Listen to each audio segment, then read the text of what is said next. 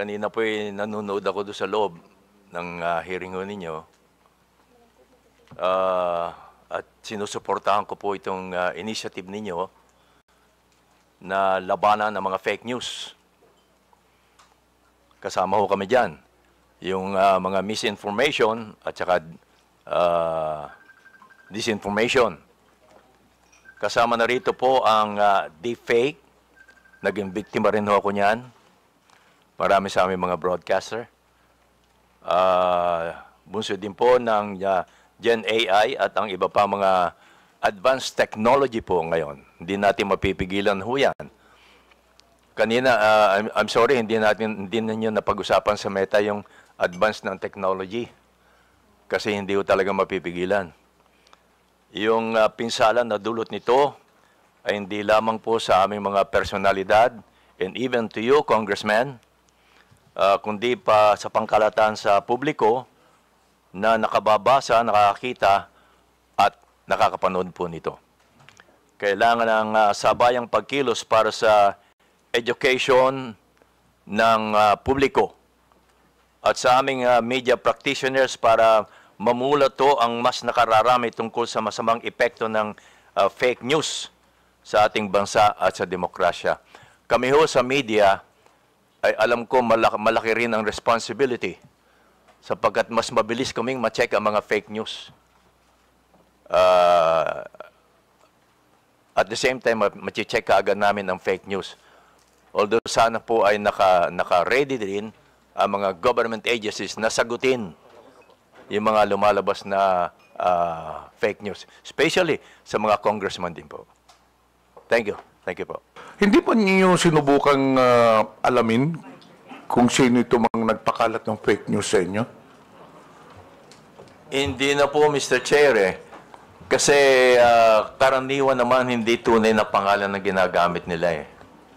Oo. Although, nag-isip sana ako kung lumapit na ako sa NBI kung hindi siya hihinto. Pero huminto naman ho nung sagutin ko na sa pamagitan ng paglalagay ng bold letter nga na fake. Madalas po ba kayo ginagawa ng fake news? Well, pag ganito malapit ng eleksyon. Pero pag walang eleksyon, hindi ka na kayo ginagawa. Medyo tahimik ko sila. Pero sa tingin nyo, Vice President, bakit kayo ginagawa ng fake news? Meron ho bang galit sa inyo? Hindi naman no, siguro being a radio and television personality, nakikita nila na kapag akong ginamit, mukhang sisikat sila. yes, parang gano'n no. Oo, parang gano'n no. Pati nga, sorry to say this ha. Pati nga yung utot ho binibintang sa akin.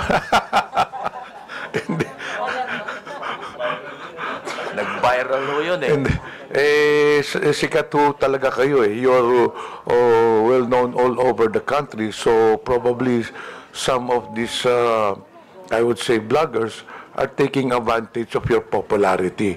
Ika nga ginagamit kayo para naman sila maging popular din po. Oh well, sabay na ho yun. Sabay na yun. Kaya lang ho, hindi ako kumikita, sila ang kumikita. Hindi, kumikita naman po kayo doon sa broadcasting. Last tanong ko po, yung ganyang fake news, hindi po ba kayo nasasaktan? Hindi po ba kayo nagagalit? Hindi naman po Hindi ako tinatablan Hindi ako tinatablan po.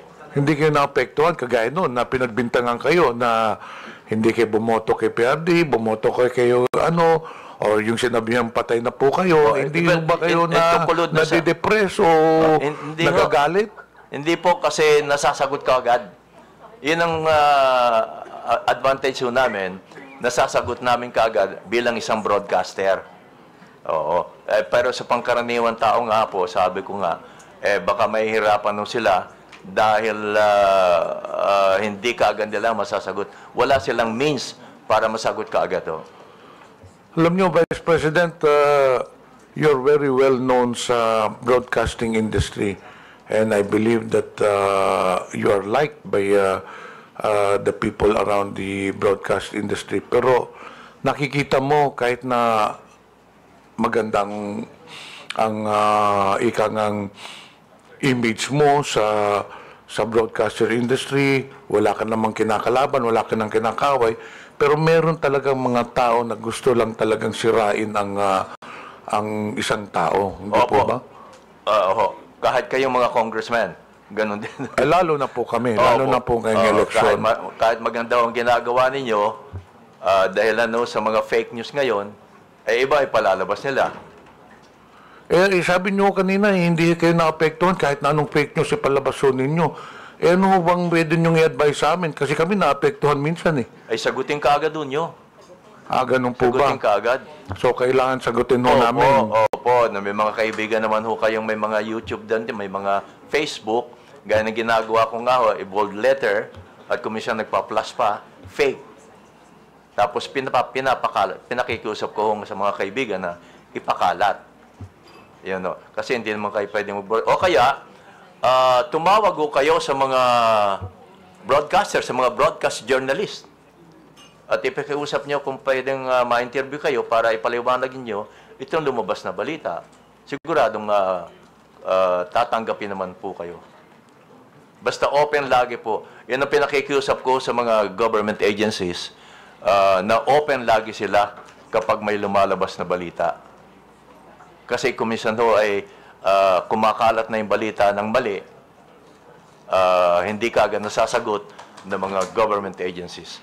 Sa tingin po ninyo, kailangan ng Kongreso gumawa ng batas para mapigilan ang paglaganap nito mga fake news, para naman maprotektahan yung mga reputasyon ng mga tao. Kasi nakita naman ho ninyo, marami yung mga personalidad nasira rin ng reputasyon because of fake news. Tingin nyo, kailangan ho natin gumawa ng batas? Baka ho magandang pag-aralan nitong kay Congressman na Digital Council of the Philippines. Para lahat ng Facebook, YouTube, member ho dito, para kung meron ng reklamo tungkol sa mga post na hindi maganda o hindi totoo, may papasok ka agad dito sa Digital Council of the Philippines. Kasi po, I don't know, Congressman, Mr. Chairman, baka ho kumisan pag may batas, napapalusutan pa ho eh. Tama po. Pa ho pa sa batas. Umaabot ho hanggang sa Supreme Court. Baka ho dito, baka makatulong itong pag-aralan ho nating mabuti ang Digital Council of the Philippines. Baka ho mas may ngipin ho ito para mapigilan ang pagkalat ho ng fake news.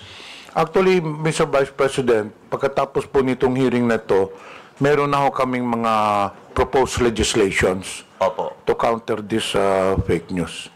So hindi na po ako magtatagal, Mr. Vice President. In behalf ng committee, maraming salamat po sa presensya ninyo. The first to interpellate, Representative Kunghon, you have the floor. Thank you, Mr. Chair. Magandang hapon po, former Vice President Noli de Castro. Good afternoon po. Gaya nga po ng sabi ng ating chairman, ni Kong Johnny Pimentel, ang peking balita ay walang sinasanto. Lahat nabibiktima, lahat pwedeng maapektuhan. At bilang public personalities, isa sa madalas na nagiging biktima ng fake news ay ating mga local celebrities at sikat na media personnel. Mula sa peking iskandalo hanggang sa maling impormasyon, lagi silang nadadamay ng di makatarong paghuhusga. Dahil dito, may inimbita tayong mga ilang sikat na media personality para magpahayag ng kanilang karanasan bilang nabibiktima ng fake news. Mr. Vice President, I think it's fair to say na madalas po kayong nagiging subject ng fake news.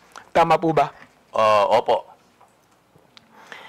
At dahil din po dito, nagkaroon po kayo ng pampublikong hinaing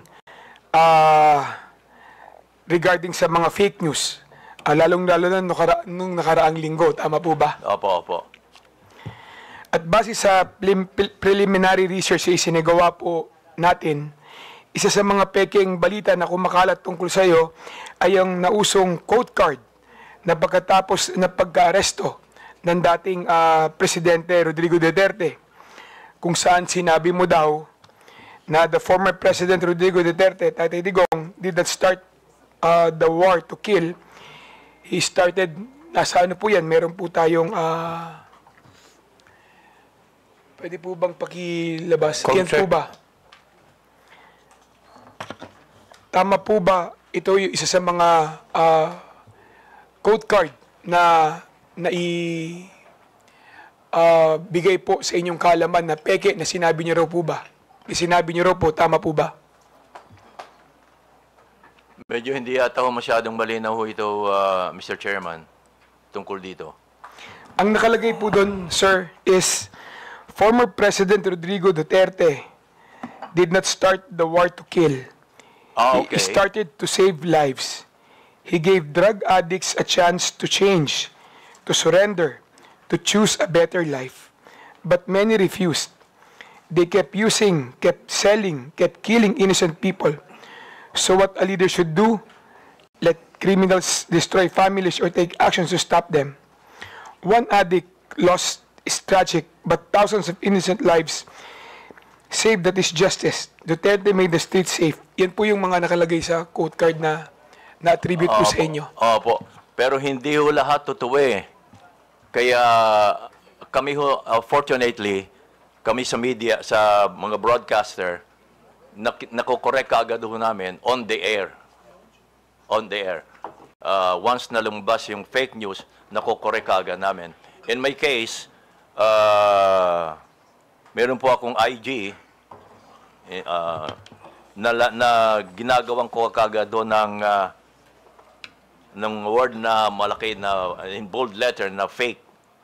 Tapos nakikiusap po ako sa aking mga kaibigan na may Facebook din, may IG, and other form na ipakalat naman nila na yung lumabas na ba na news item ay fake. Yun ang mga ginagawa ko para mabilis na nakakakalat yung information na that item ay fake. Thank you, Mr. Vice President. Mr. Vice President, nakikita niyo po ba yung nakalagay sa screen natin ngayon? Opo. Ito po ay galing kay ito po ay pinost, no? Ni JM, di ko alam kung paano i-pronounce itong Almine o Almine? Oh. Almine. Ayan, JM Almine. Nakalagay po dito, sabi niyo raw po na di ko binoto si PRRD dahil gustong-gusto ko talaga si VP Lenny. Familiar po ba kayo sa napabalita ang sinabi niyo daw po? Opo. Alam ko ho, fake ito. Kaya gumawa kaagad ako ng version ko at nalagyan ko ng in bold letter na fake. Mr. Vice President, kilala niyo po ba si JM Almine? Hindi po. Hindi ko po siya kilala. Sinubukan niyo po bang kilalanin kung sino yung nag-post nito? Hindi na po dahil baka mamaya hindi tunay na tao ito eh. Uso ho ngayon yun. Ano po ang naging reaksyon niyo na nakita niyo yung post na ito? Well, sanay na ho ako sa mga lumalabas na ganito eh. So ang first reaction ko ay gumawa ng paraan para may pakalat ko na fake nga ito. Lagyan ng bold letter na fake. Kumisano, ginagawa ko pa ay naka-flash yung fake. At makiusap sa mga kakilala ko na may mga Facebook, IG at iba pa, na ipakalat din nila para marami po makabasa. Nung nakita niyo po ito, ano po yung personal na naramdaman ninyo? Dahil karamihan po sa nakabasa nito, naniniwala na sinabi niyo raw po ito. Well, of course, ang iba maniniwala ho, lalo na kung hindi ako kilala. Pero sa newscast, nako-correct naman ho namin ito eh. Itong ganito. Kaya madali lang ho eh. Hindi ho ako masyadong naapektuhan kapag ganito. Maswerte lang ho kami dahil mga broadcaster ho kami.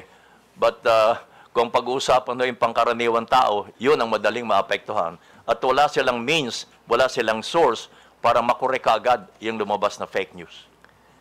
Mr. Vice President, pagkatapos po kumalat itong mga fake na quote card na ito, madaming organisasyon ang nag-post at nag-fact check din ng balita na ito. Alam niyo ba kung ano-ano yung mga organisasyon na ito tulad ng ABS-CBN Fact Check, Opo, meron po Verifies, kami ganon. etc.? Opo, meron po kami ganon. Ang ABS-CBN may fact check at inilalabas po namin yan sa TV Patrol. Yung mga fina-fact check po namin. Sa inyong personal na opinion po, Mr. Vice President, nakakatulong ba sa pagtigil at pagkalat ng fake news ang pagpa-fact check ng ABS-CBN, Rappler, Verifies? Nakakatulong po ba ito? Well, nakakatulong ho, pero hindi ko alam kung ilang porsyentong naitutulong nito. Pero nakakatulong ho. Definitely. Thank you. Sir, isa na naman pong balita na kumalat sa inyo ay yung pagkakadulas ninyo. Naalala niyo po ba ito noong 2021? Dadulas. Meron pong fake news na kumalat noon, yung pagkakadulas ninyo, pagkakoma at pagkamatay umano. Oh. Noong October 26, 2021. Opo. Naalala niyo po ba ito? Opo. Kung saan kayo po ay nag-post katabi ng inyong koi pond ng magandang umaga bayan, pagpalain sana po ng Diyos ang inyong umaga, mga kabayan. Naalala niyo po ba yun? Kasunod po nito, yan po yun, kabayan, nasa screen po natin. Kasunod po nito ay nag-post kayo ng isang video na may caption, miss ko na po kayo mga kabayan, abangan. Opo. Naalala nyo rin po yun. Pati po ang inyong anak na si Madam Kat Di Castro ay nangangailangan pa mag-post upang patunayan na ang balita na yon ay fake news din sa inyong pagkamatay. Kaya ang sabi niya, "Hi everyone, my dad's absolutely fine. We just had dinner." Ang post ni Madam Kat Di Castro. Opo. Ano po ang inyong reaksyon nung nakita niyo na may kumalat na kayo ay pumanaw na? Well, sabi nga ho nila, kapag kayo nabalita na patay na kayo, ay masahaba ang buhay nyo. But isa pa ho, sabi ho namin kami mga personalities, bad news or good news ay publicity pa rin ho. Kaya kung may ganyan, ay pag-uusapan pa rin kayo. Pero may mga news naman na medyo masakit na. Lalo kung affected ang ating bansa, Kung ako lang, okay lang 'yon. Pero pag affected na ho ang bansa, iba na 'yon. Mr. Vice President, yung mga tao sa paligid nyo, yung pamilya nyo, naapektuhan ba sa fake news na ito? Medyo ho, mas una silang naapektuhan kapag may mga fake news na involve ako. Naniwala ba sila agad nung nakita nila yung balita na yan? Ay hindi ho, dahil alam mo naman nila ang nangyayari ho sa akin. Kaya hindi sila naniniwala kaagad. Kaya lang, nag-worry lang sila. Sir, yung mga taong hindi mo naman personal na kilala, tulad ng karamihan na yung mga viewers, na yung mga fans Opo. at supporters, ano ang naging reaksyon nila sa balita na yan? Well, ang nababasa ko lang ho, hindi rin sila naniniwala. Yung iba naman ay nagko-condolence na. No? Lumabas ng balita na ako'y patay na. So, sinasagot ko sila, hindi ho, buhay pa ho ako. Yung mga ganon. Sir, sinubukan niyo po bang alamin kung sino yung nagpalaganap ng fake news na ito? Gusto ko ho lang alamin, pero wala akong means na alamin kung paano Kung ang meta nga, walang masyadong means para alamin Napansin ko kanina sa tanong nila, Congressman Gutierrez Sir, ni-report niyo po ba yung fake news na ito? I mean sa Facebook, sa Meta? Hindi na po. Hindi na po. Lately ko lang nalaman na kinakailangan pa palang i-report mo para umaksyon mo sila. Kailangan pang i-report. Actually, pagkatapos nung kumalat na kayo ay pumanaw na, marami din po ang nag-fact check, no? Na organisasyon para siguraduhin na may tama yung kumakalat sa inyo na balita na kayo ay pumanaw na.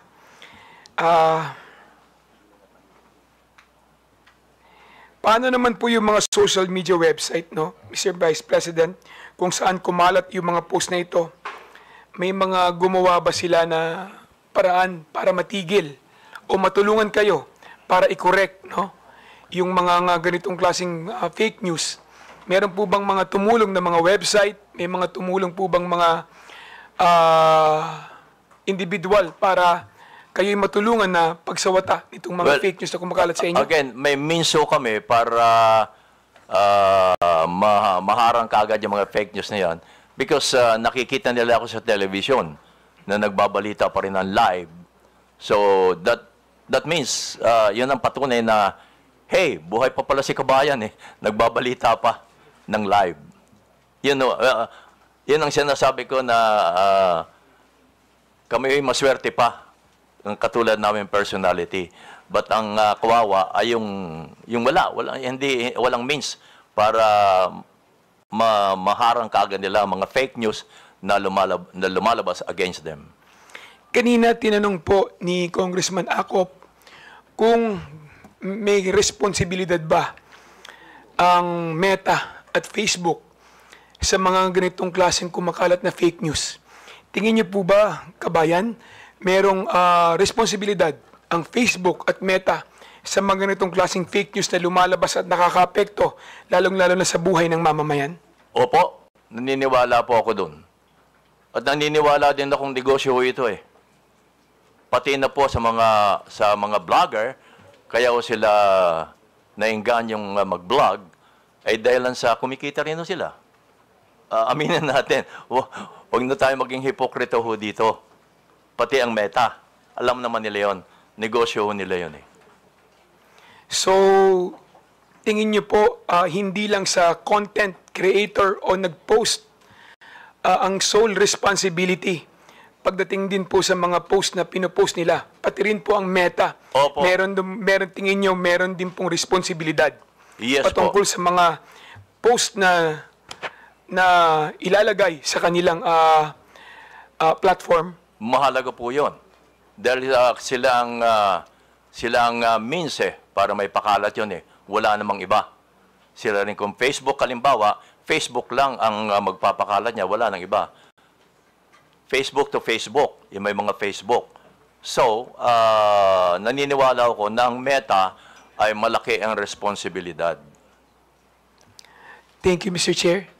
Re-reserve ko po yung aking mga katanungan sa susunod na round. Thank you, Mr. Chair. Kayo po bilang isang mamamahayag, gaano nyo pinahahalagahan ang ating constitutional right to free speech and expression? Of course, kami yung mga broadcaster, kami tayong mga broadcast journalists, mahalaga po siyempre ang constitutional rights natin to free speech, freedom of speech. Number one ho yun. Pero, as a broadcaster din po, sinabi niya sa kapisanan ng mga broadcaster ng Pilipinas, during our seminars, way back, ang ini-instill sa aming utak ay maging responsible journalist. Responsible on the air. That means, ang sasabihin namin ay may batayan, may source, sabi nga ninyo, ay titindig yung mga balita. Kahit sinong komisyon ay nakatindig yung mga balita, may mga patunay. So, yun, responsible journalist. I remember that, I cannot forget that, be a responsible journalist.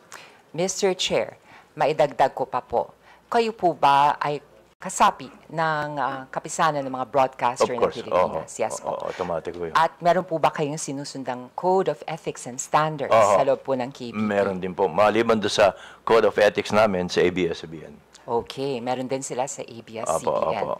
Ngayon po, sa inyong karanasan, meron na ba kayong na-encounter na isang kasapi ng KBP na hindi tumalima sa inyong Code of Ethics and Standards?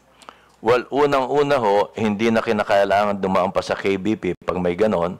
Yung mismong station ang nagdidisiplina sa kanya tungkol diyan. Kasi kumisan, inaamin ko rin naman na may mga broadcaster na may mga political leanings.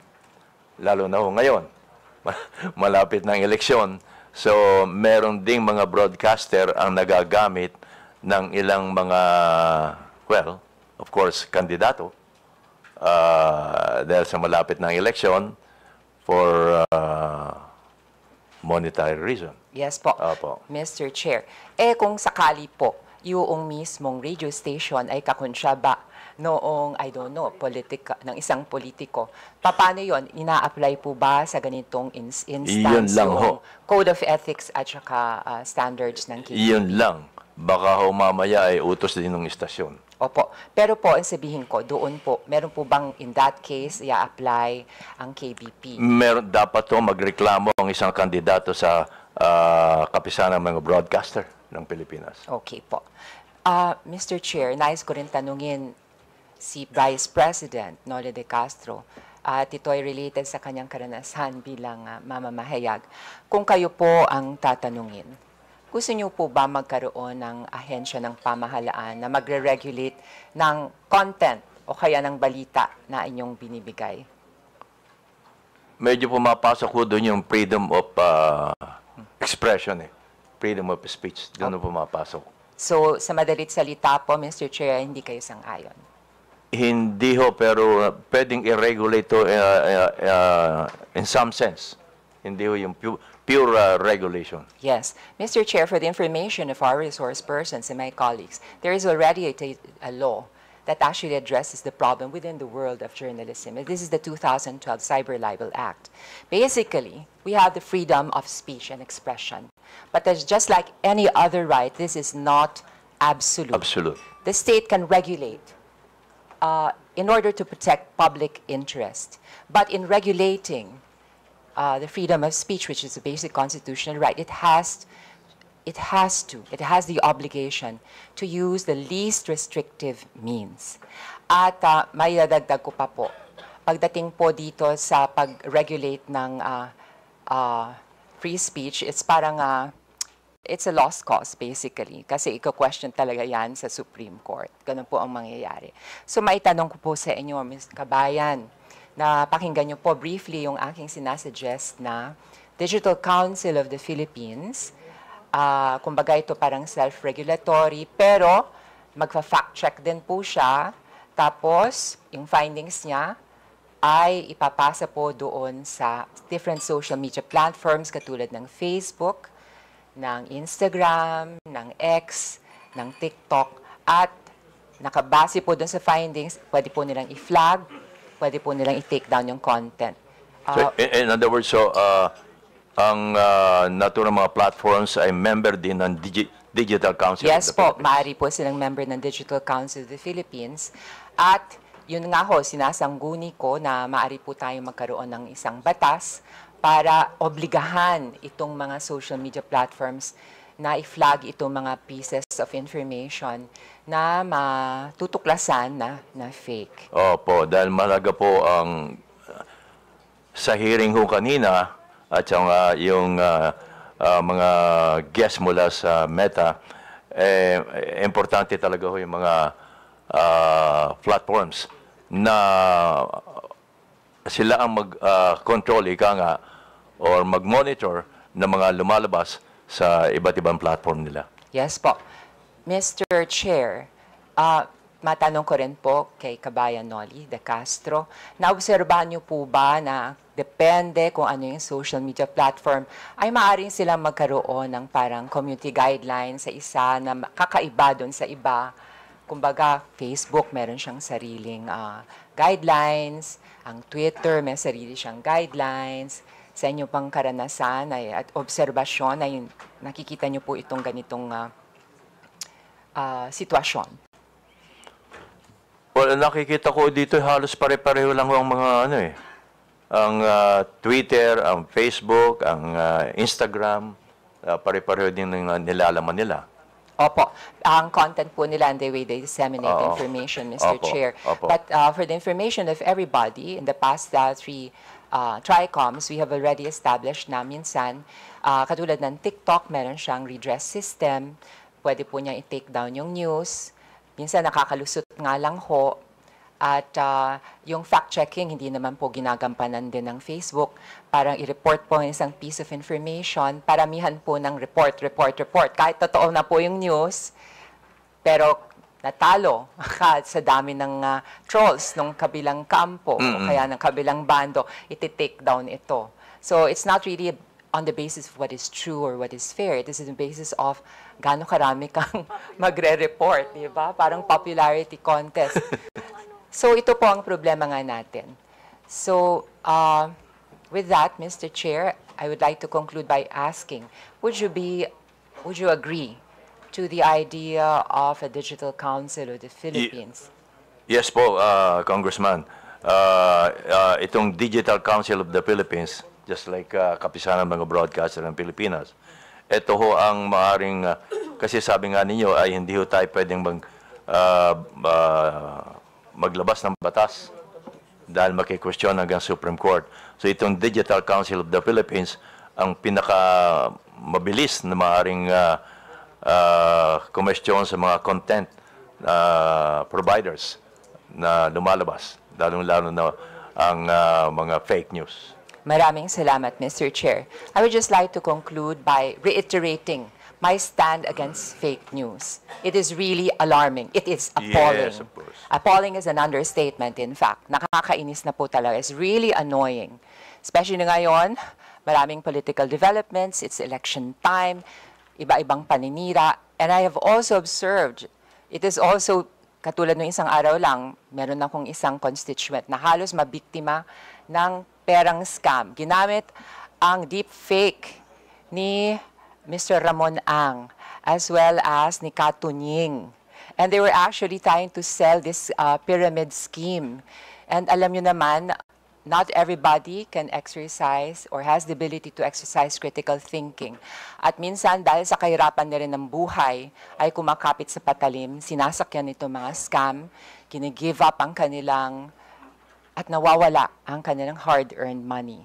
Not only that, itong nakaraang weekend nga rin, marami mga fake news na lumalabas, and kahit anong ginagawa na positibo ng ating pamahalaan, ay nalulunod sa dagat ng fake news. And this situation cannot be tolerated. This is the hope of this humble representation, that we can come up with regulation that will effectively control the spread of fake news while respecting our basic constitutional right to freedom of speech. Maraming salamat po, Mr. Chair. Honorable Franz Castro is recognized. Thank you, Mr. Chair. Magandang hapon, kabayan. So, ano lang, yung iba naman na tanong na ni Geraldine. Yung tungkol doon sa ang mga broadcaster po ay regulated, self-regulation sila, di ba? And regulated din po kayo ng KBP at saka ng station. Kasi meron nung isang hearing, Mr. Chair, na dito, vlogger siya at the same time, meron din siyang station.